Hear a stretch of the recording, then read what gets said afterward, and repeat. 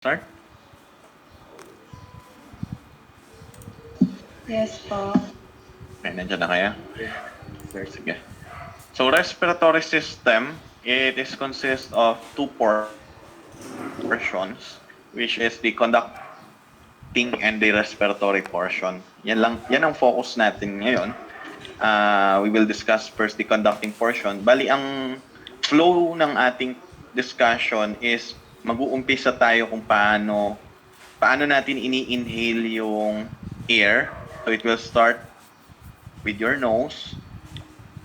Then, so mag-end sa alveoli, which is part of the respiratory portion. Okay? So, for the conducting portion, it connects the exterior with the respiratory portion. For the conducting portion, it consists of nose, the pharynx, larynx, trachea, branching system of bronchi of progressively diminishing caliber. And then it is connected now to your respiratory portion, yung branching system of bronchi, connected with your respiratory portion, where the exchange of gases between the blood and expired air takes place. Respiratory, it includes the respiratory bronchioles, alveolar ducts, and the alveoli. Okay? So, this is a diagram of your respiratory system. Kapag uminga tayo or nag-inhale tayo, dadaan yan sa ating nose, no? Pababa dito sa ating pharynx, trachea, no? Larynx mo muna, then trachea, and then in this portion, dito na yung respiratory portion natin, which includes the bronchiole and the alveoli, no? Alveolar ducts and the alveoli. Okay? So dito na nangyayari yung exchanges of blood. So pag natin, syempre, pasunod natin.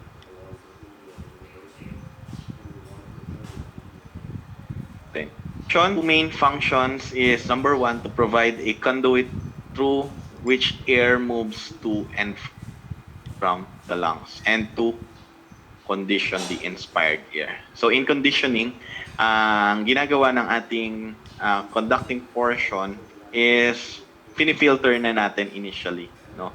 So meron tayong mga mga structures within the conducting portion that is responsible for the filtration of inspired air para ma-prepare na siya or para filtered siya, kumbaga, as it enters the conducting portion going to the respiratory portion.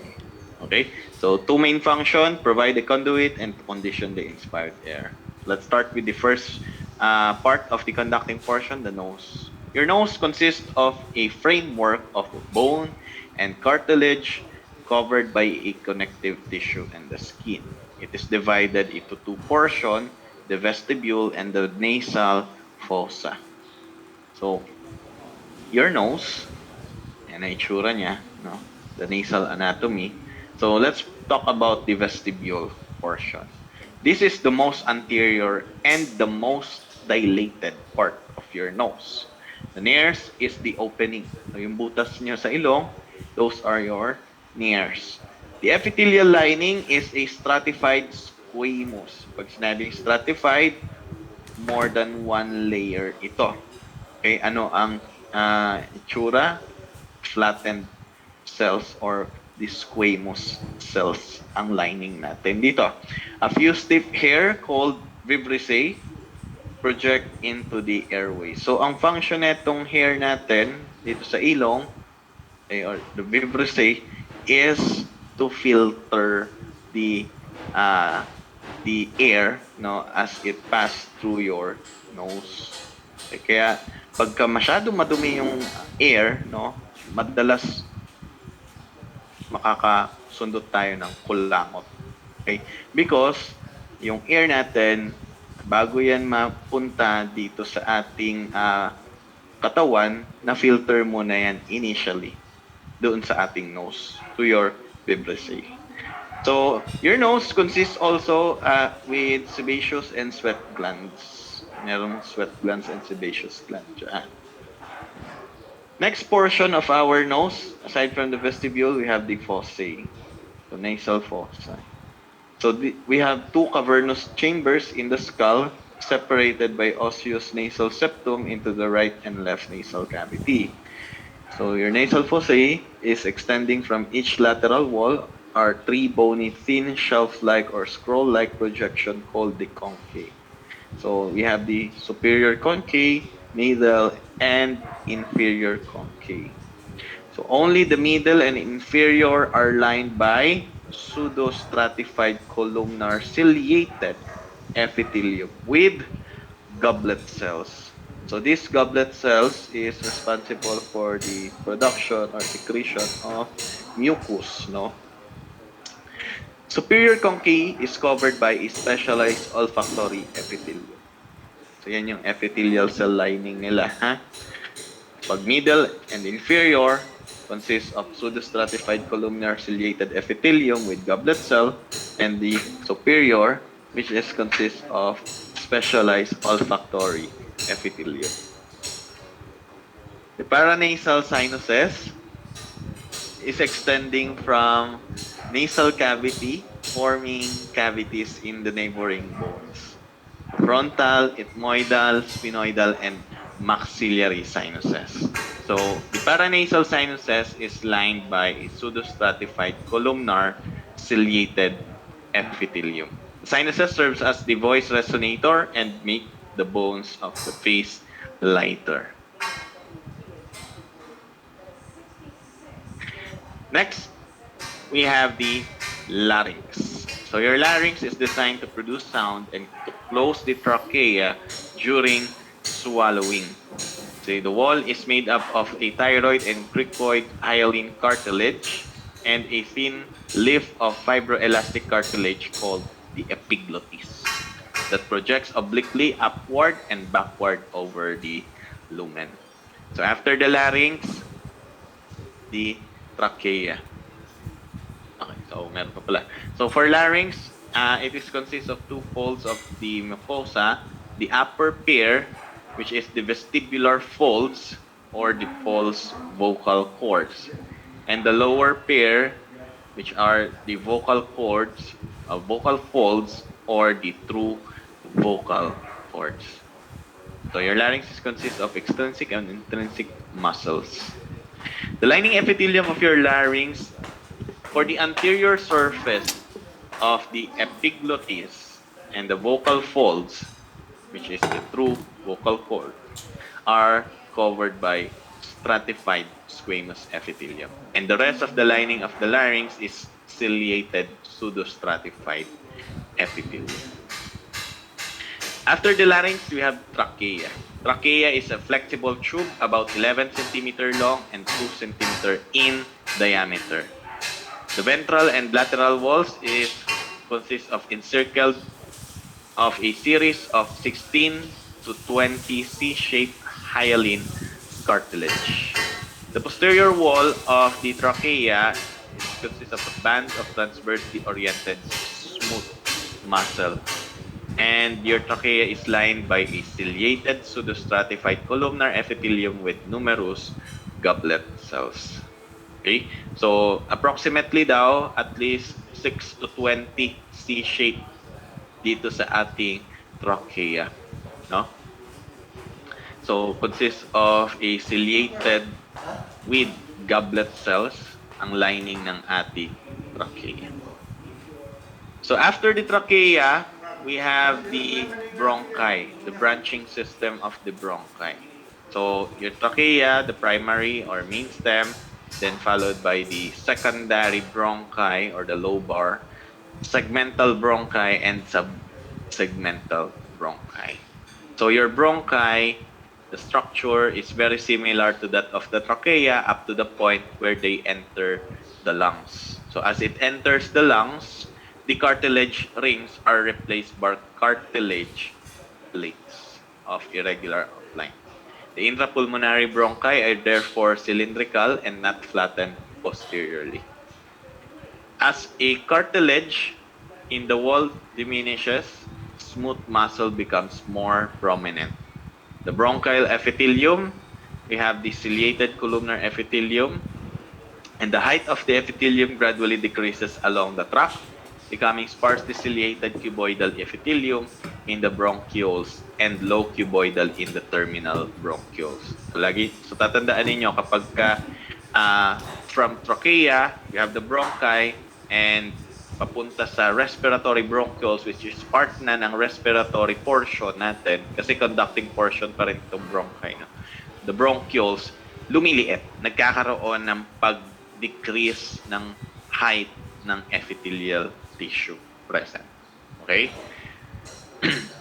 So your bronchioles, okay, the 12th to 15th generation of the branching bronchial tree, it has a diameter of 5 millimeter or less.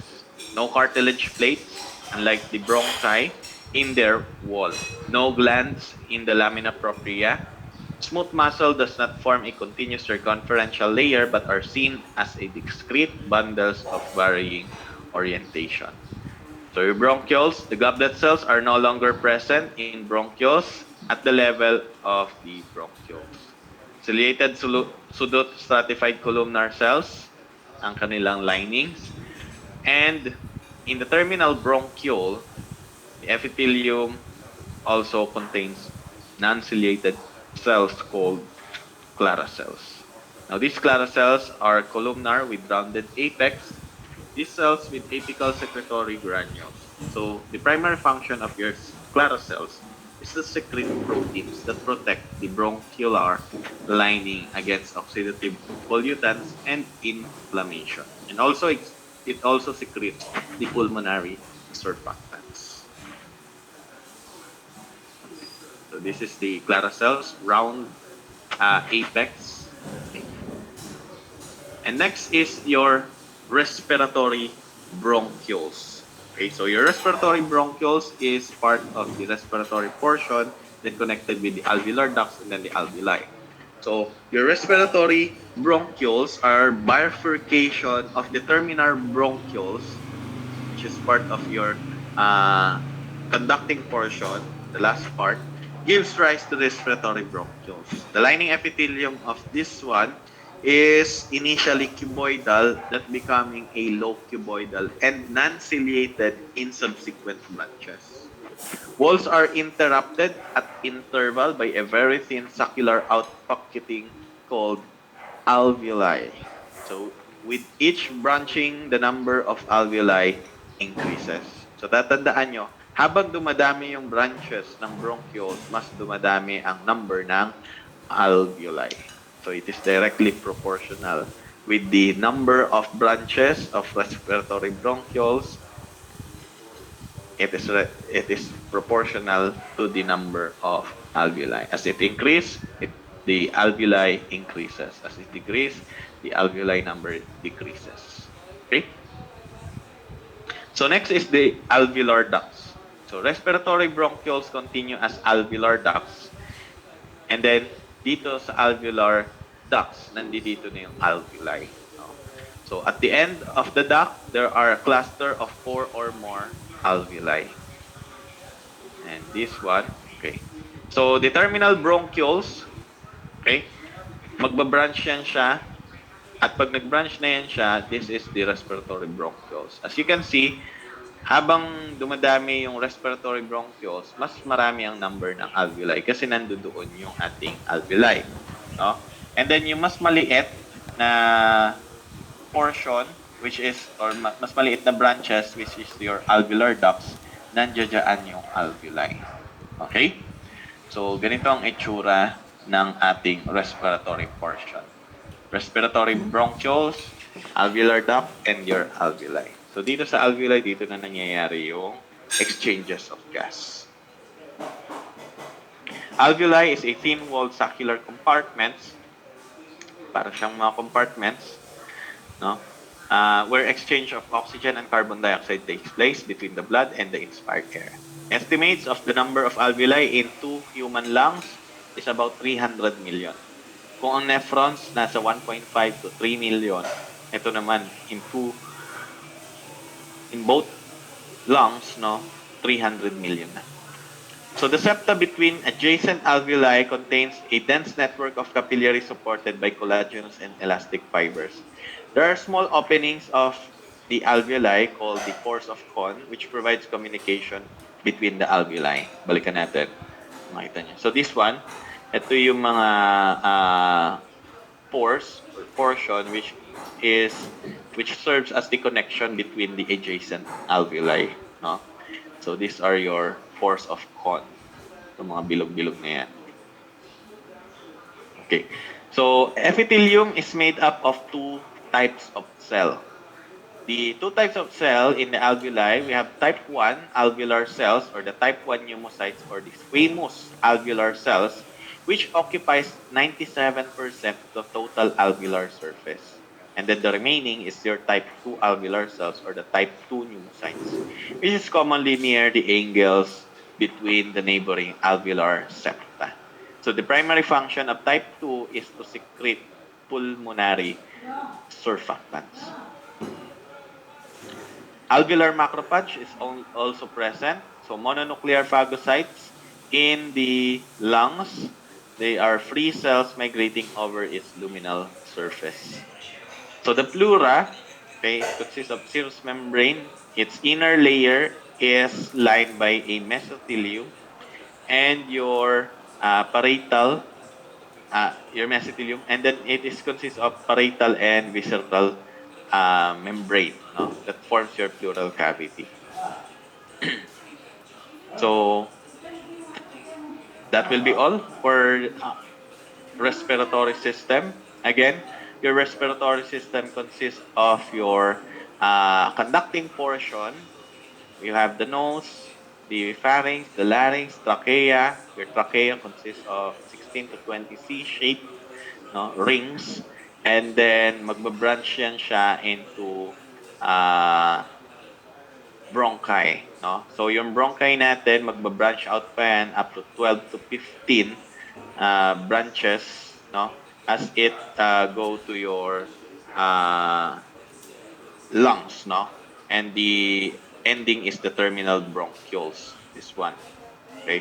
The terminal bronchioles, it is connected now to your respiratory bronchioles, which is connected now, which is considered as your respiratory portion na. So in the respiratory bronchioles, connecting to your collecting alveolar ducts and then your alveoli. So sa alveoli, dito na nangyayari yung exchanges of blood.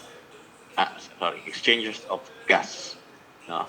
The inspired and then yung i-expired natin na air. Okay? So that is the function of your respiratory system, is to provide oxygen and to exhale the carbon dioxide out in our body. Okay? Questions or clarifications so far?